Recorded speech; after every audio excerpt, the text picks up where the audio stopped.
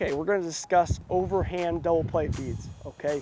The most important thing is to know when to throw an overhand double play feed, okay? We want to make sure that the balls either hit directly at us or we have to move to our right in order to make a good, strong overhand feed, okay? If we've got the option to make an underhand toss, we'd much rather have that because that ensures the best opportunity or the best success rate to make that out at second base, okay? Anytime we've got to throw a baseball, obviously it's got to be caught as well, which I'd much rather see an underhand toss if possible, okay?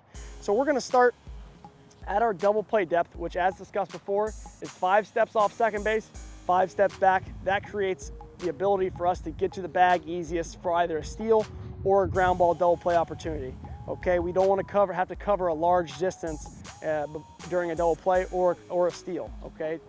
Now, when I make the overhand toss, the most important thing, as with throwing into any base, okay, in the game of baseball, is that I gotta make sure that my left shoulder faces my target, okay? Let's say, in an example, that a ball's hit directly at me and I've gotta go ahead and make this throw.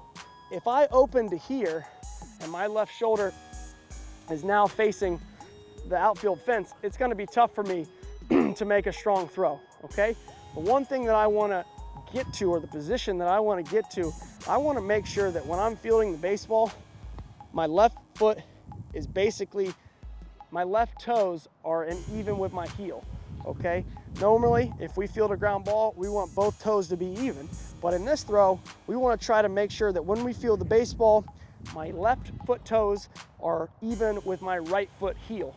That ensures, as I mentioned earlier, that now my left shoulder is facing my target. Notice, if I field in a normal position, my left shoulder is facing toward first base. But I want to make sure I can get those left foot toes even with that right foot heel so that I can come up, get to throwing position, make sure I get to a good landing position, and now notice my left arm is already at second base. I can get right here and make a strong throw, okay? A lot of shortstops, especially younger shortstops, because they see older guys make that movement so quick, they think they want to get here and try to field a baseball like this, okay? But really, look how much room for error that is. As we mentioned, that doesn't create the triangle that we were talking about. If I get here and try to field it in this position, notice how if anything is to my left or it takes a bad hop, that ball is now in the outfield and it's no longer a fieldable baseball, okay? So let's make sure that when we get to this position, we go ahead and match our left foot toes with our right foot heel, create that good triangle, and we're gonna come up, and instead of trying to make a muscled throw, all we're gonna try to do is emulate throwing a dart with our wrist, okay? We want 90% of the effort and energy to come from using our wrist to make this throw, not so much of our arm, okay? If we make a throw to first base, obviously, we wanna go ahead and whip that arm, get that good whipping arm action to make a good, strong throw, but really, in this situation, it's a much shortened throw, so the throw doesn't have to be as hard, it just needs to be quick, okay? So we get here, we make sure I get around the baseball like I normally do.